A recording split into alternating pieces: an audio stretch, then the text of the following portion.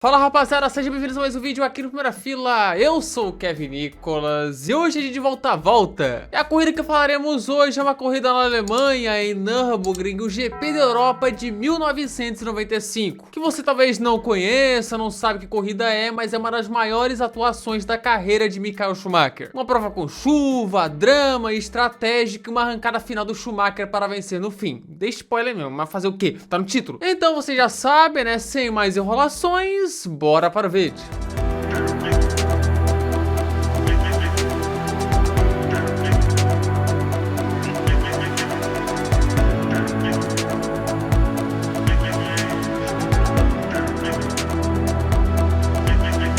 Antes de tudo, bora relembrar como estava a temporada de 1995, que naquele momento estava num clima de aqui acabou danado. Bem, a temporada de 1995 foi uma temporada que Damon Hill chegou após o 94 e que ele perdeu por apenas um ponto. Começou melhor, liderava o campeonato após incríveis 3 corridas.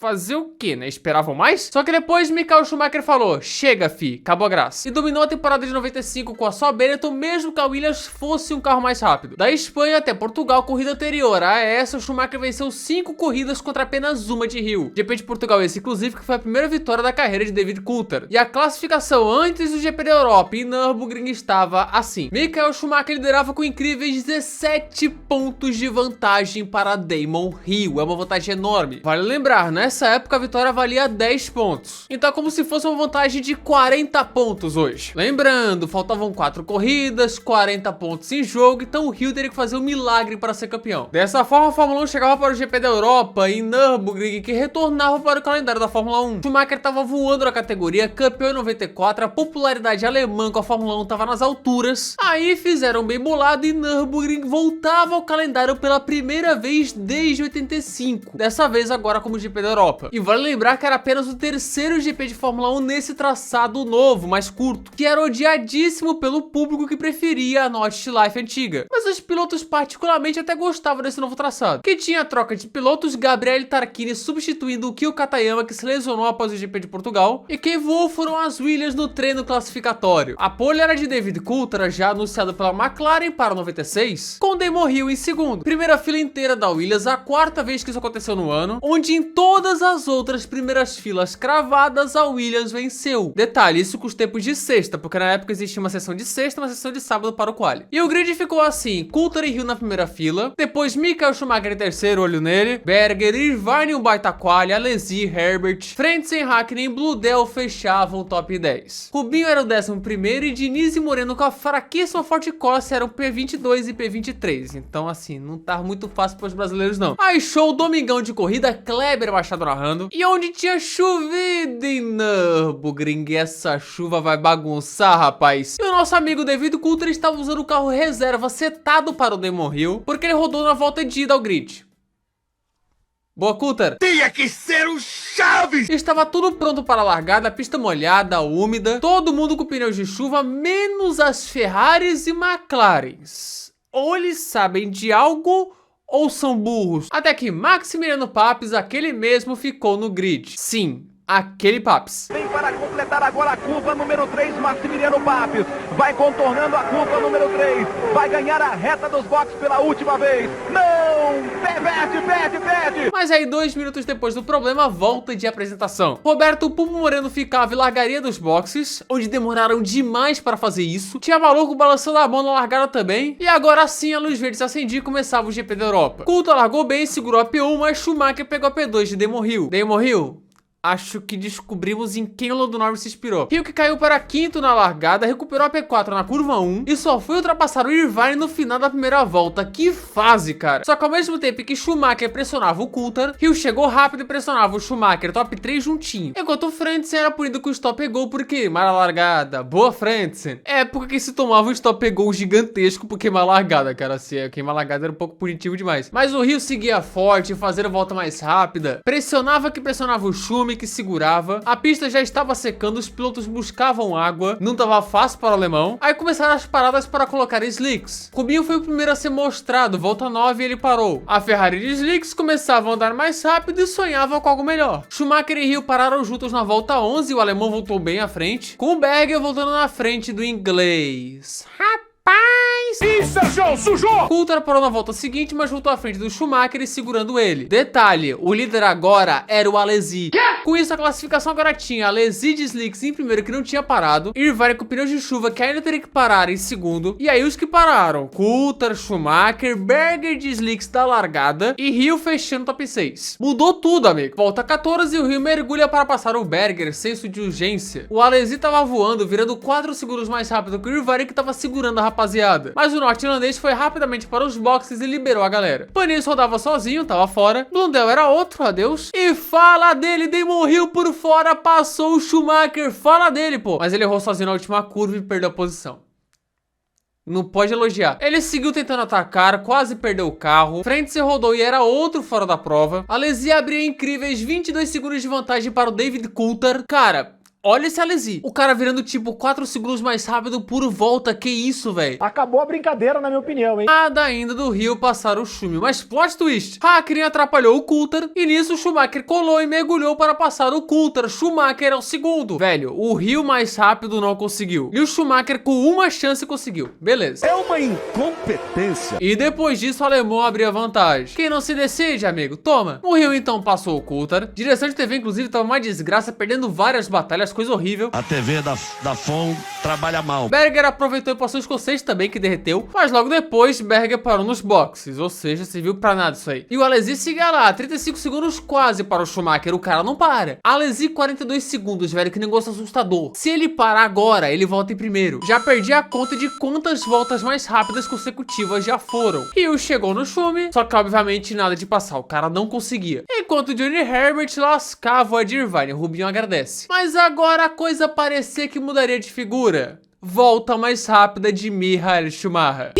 Volta 34 e finalmente a Alesi parava, a única da corrida. E seguia líder, pois o Schumacher parou na mesma volta. Rapaz, Alesi, acho que tá na mão, hein? Só que nessa brincadeira, Rio, que não tinha parado, colava no Alesi e tentava passar. Tentou na volta 40, mas errou. Foi na grama e perdeu a asa depois. Damon Hill. Damon Hill teve que ir para os boxes e aí, meu irmão, o campeonato acabou, né?